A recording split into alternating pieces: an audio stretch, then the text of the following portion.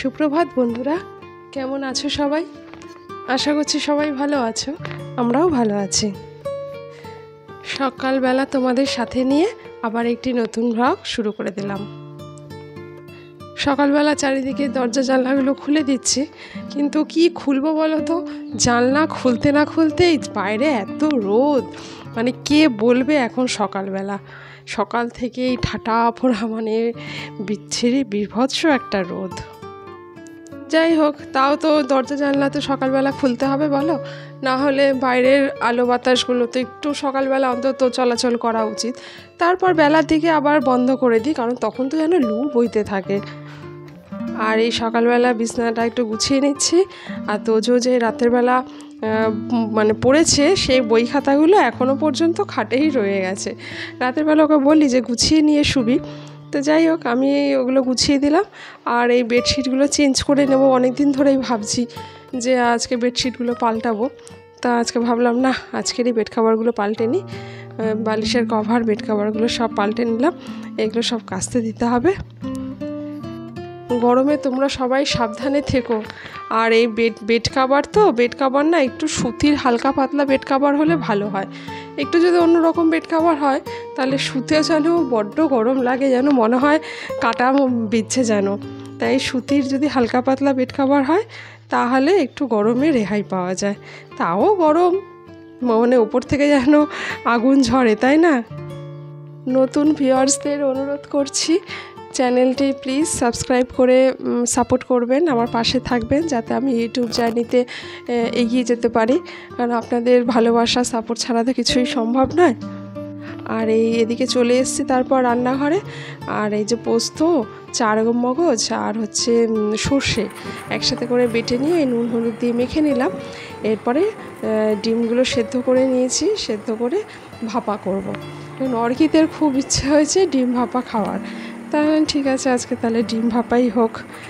আর ওদিকে প্রথমে তো এইগুলো সব বেটে নিয়ে এই ডিমের সাথে মাখিয়ে নিলাম, মশলাটা মাখিয়ে নিয়ে ওপর থেকে একটু সর্ষের তেল ছড়িয়ে দিয়েছি আর কাঁচা লঙ্কা দিয়ে দিয়েছি। আর কড়াইতে জল গরম করে টিফিন বক্সটা দিয়ে ঢেকে দিলাম সিম আঁচ করে। তো কিছুক্ষণ হবে, তারপরে নামিয়ে নেব। আর এদিকে এই যে লাইলেন্টিকা মাছ, এটা ঝিঙে আলু দিয়েই করেছি, শুধু একদম আদা জিরে বাটা দিয়ে নর্মাল রান্না, একদম মানে এই গরমের জন্য একদম হালকা পাতলা রান্না করেছি, কিন্তু খুব টেস্টি ঝোল হয়েছিল। আর ভিডিওতে তোমরা একটু লাইক দিয়ে দিও, আর আমার অন্যান্য ভিডিওগুলো দেখো, সব মিলেমিশে দেখে ভালো লাগাটা জাজ করো। আর একই কথা আবারও বলবো যে ভালো লাগাটা একবারে তৈরি অনেক সময় হয় না, ধীরে ধীরে হয়, বা দেখতে দেখতে ভালো লাগা হয়, বা আমি যদি মনে করি ভালোবাসবো, ভালো লাগবে, তাহলে অবশ্যই ভালো লাগবে। সেগুলো একটু তোমরা দেখো। আর এরপরে চলে এসেছি এই রান্নাঘরে। আর রান্নাঘরে আজকে তো রান্নাঘরের এই সাইডটা একটুখানি চেঞ্জ করব। মানে একটা নতুন টুল কিনে নিয়ে এসেছি, তো সেই টুলটা বসিয়ে তার নিচে জিনিসপত্রগুলো বসাবো। তো সেই জন্য লুকটা একটু পাল্টাবো, তাই ভাবলাম তোমাদের সাথে একটু শেয়ার করি। তা যখন এই যে এই টুলটা কিনে নিয়ে এসেছি, এই টুলটাকেই এখানে নতুন করে পাতবো, তাই লুকটা চেঞ্জ করছি। আর যেহেতু নতুন করে আবার পাচ্ছি, মানে জায়গাটা একটু বদল করছি, তাই জন্য সব জিনিসগুলো ভালো করে মুছে নিয়ে পরিষ্কার করে, মেঝেটাও ভালো করে, মানে কাউন্টার টপগুলোও ভালো করে পরিষ্কার করে নিচ্ছি। আর এইখানে আমি এই মানি প্ল্যান্ট গাছ একটা রেখেছি, গাছটা একটু এখানেই রাখবো, কিন্তু একটু সাইড করে অন্য জায়গাতেই দেবো। তার তেলের বোতলগুলো একটুখানি ধুয়ে মুছে পরিষ্কার করে নিচ্ছি, কারণ এই তেল ঢালতে ঢালতে তো একটা তেল চিটে ভাব হয়ে যায়। যদিও আমার তেলের যে বোতলের যে সিস্টেম, তাতে তেল গড়িয়ে গা থেকে গড়িয়ে পড়ার মতন অবস্থা বা ব্যাপারটা নেই, এমনি তেলটা পড়ে, কিন্তু হলে কি হবে, বাতাসে ধুলোবালি তো থাকে অনেক কিছু, আর যেহেতু তেলের বোতল, সেহেতু একটা তেল চিটে ভাব বা একটা ধুলো ময়লা, একটা ময়লা মতন পড়েই।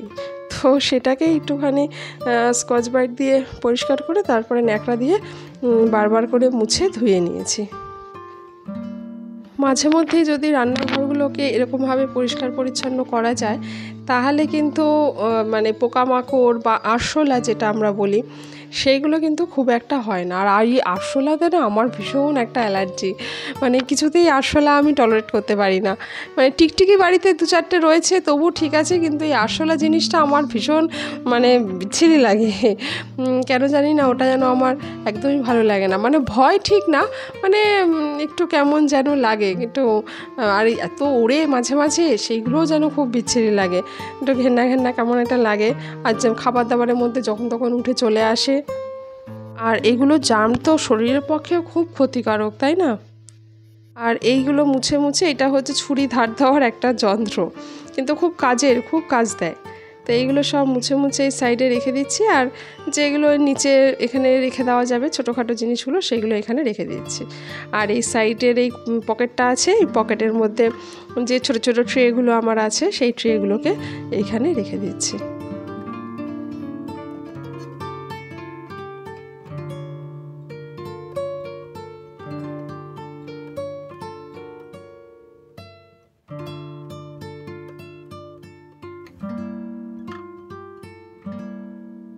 আর এই মশলাদানিটাকে এই সাইডে সরিয়ে আনলাম, যেটা ওদিকে ছিল সেটা এই হাতের কাছে এদিকে। এই কাজ করতে করতে আমার প্রায় 1:30 বেজে গেছিলো, অনেকটা সময় লেগেছে এগুলো গোছগাছ করতে করতে।